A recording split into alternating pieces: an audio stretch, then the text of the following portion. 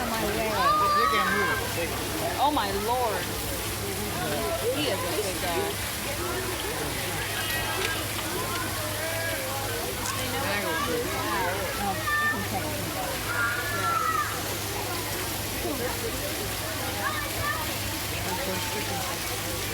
Tails up.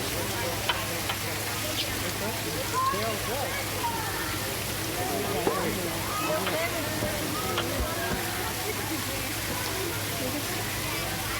Dragging his belly over. Oh, he's in. Oh my goodness.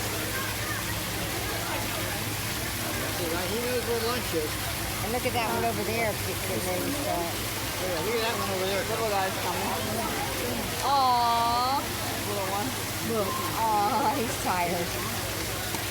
That or he doesn't remember. He doesn't want to get out there with the big boys. That one. What the hell? See that head of that? Look. Dig it. Look at that one cool as the bridge. All right, there we go. Good afternoon. There we go. Good afternoon, ladies and gentlemen. Welcome to the St. Augustine Alligator Farm and to our alligator feeding demonstration. My name is Noah, and before I begin to feed the American alligators in here, let's quickly go over a couple of rules that we have here in place at the Alligator Farm. So if you have anything or anybody in your hands, not directly attached to your body, so the cell phone, camera, souvenir cups, that type of thing, make sure we're holding on to everything very tightly here. Please don't dangle anything over our railings or wooden fences, or leave anything left unattended on any of those wooden posts or ledges right there. If something were to fall in here, certainly one of these curious alligators are going to come on over to investigate. And investigation usually means eating whatever fell in. And something even as small as a pacifier or perhaps a pair of sunglasses can potentially be pretty darn harmful to one of the alligators in here. Now, of course, we do understand that accidents do happen. So if you do happen to drop something into any of our enclosures here throughout the park, please do not hesitate to come on over and tell one of us, and we will do our very best to retrieve whatever you dropped in, or I guess what's left of it. We just can't make any guarantees or promises. Now, this is just a feeding demonstration, so not all 36 of the American alligators in here are going to come on over and get a bite to eat, and that's perfectly fine. So don't feel too sad or upset if your favorite alligator is sticking around on the sidelines not participating.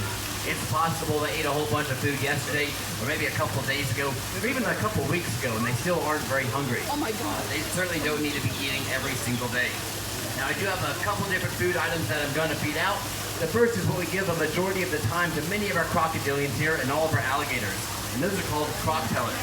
So croc pellets are a specialized dry diet formula that meets all the nutritional requirements of alligators under professional animal care here at the St. Augustine Alligator Farm. As you can see, these pellets, they float on the surface of the water, which makes it real easy for our alligators to spot. And it also allows us to monitor maybe how much and how little each alligator here is eating. Now, these pellets, they are produced by an exotic feed manufacturer called Missouri Diets, and they're actually partnered up with Purina, the same company that makes food for your dogs and cats. So it's a little bit like dog food, but there's a little bit more fish and goodies in it for alligators. And as you can tell, they really like these pellets a lot. In fact, they were even formulated by biologists, veterinarians, and members of our own staff here at the Alligator Farm. We all kind of got together and found out what allows alligators to live long, happy, healthy, and fulfilling lives. But I know you all came here to see me feed out a whole bunch of pellets. You probably want to see some of the good juicy stuff as well.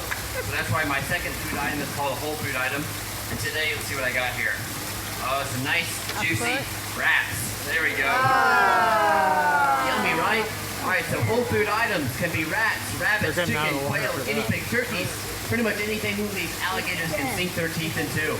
Now, there's a couple of advantages to feeding out a whole food item over a pellet. First of all, it's a little more enriching for an alligator to bite down onto a rat. But also, all the nutritional benefits, the fur, the bones, the guts, all that yummy stuff you can't get in a snack bar, you get right here in this rat. So let's see here.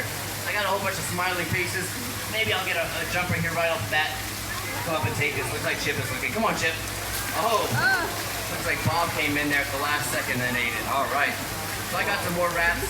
I'll feed out in just a second here. I'm going to get these alligators moving around, though, and get some pellets going. And while I do this, I'll give you a little history of our park. We're actually over 120 years old. We were founded in 1893, and our original location is actually across the street where the state park is. In the 1920s, though, we had a whole bunch of natural disasters. Hurricanes, floods, and even a fire. So we decided to set up shop at our current location. And in 1937, we were purchased by the Drysdale family. And the Drysdale family took us from having a whole bunch of American alligators that you see right here in front of you, now having all 24 different species of crocodilian out there on exhibit. That's something we're very proud of. We're actually perhaps the only place in the entire world that you can see all 24 species on exhibit here. We're also very proud of the fact that we successfully breed many of them as well, including our endangered species. So if you haven't had a chance yet, you can go to our land of crocodiles and see the African slender snouts, as well as the Siamese crocodiles on exhibit with their babies. And both of those are endangered species. So we really try to do as much as we can in the world of conservation here as well at the St. Augustine Alligator Farm. The alligators, they are generalist carnivores, which means that they don't care what kind of meat they're getting. Meat is meat, protein is protein. They're highly opportunistic animals, pretty much swinging their heads at anything that might fly, swim, walk, or crawl across their paths.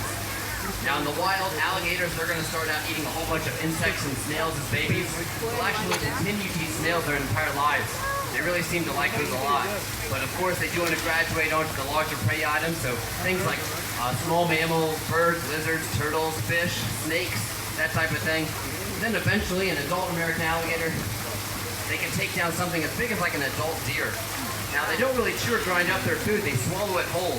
What happens when they grab hold of a deer? Well, they're going to have to kill it first, maybe drown it underwater, break its neck, and then they do a TB to stuff the death hole. It's not actually how they kill the prey, it's how they dismember it. So, let's see here, Brooke is hungry.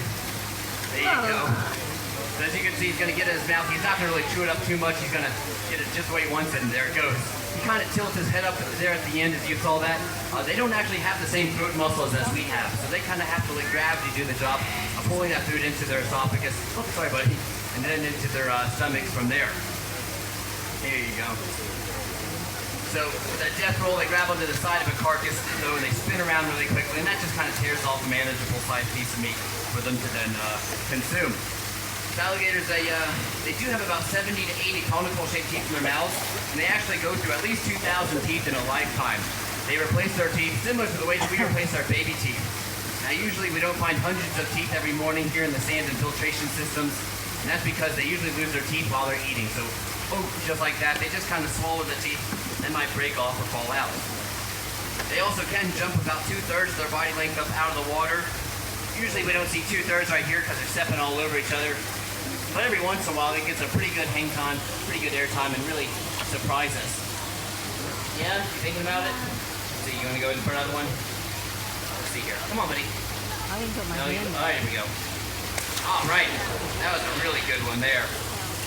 Yeah, they're stepping all over each other, so it's a little bit hard for them to really jump up too high, but every once in a while you can get one like that that really gets their tail going back and forth, and they're able to spring themselves up past their friends there. So alligators, they do have one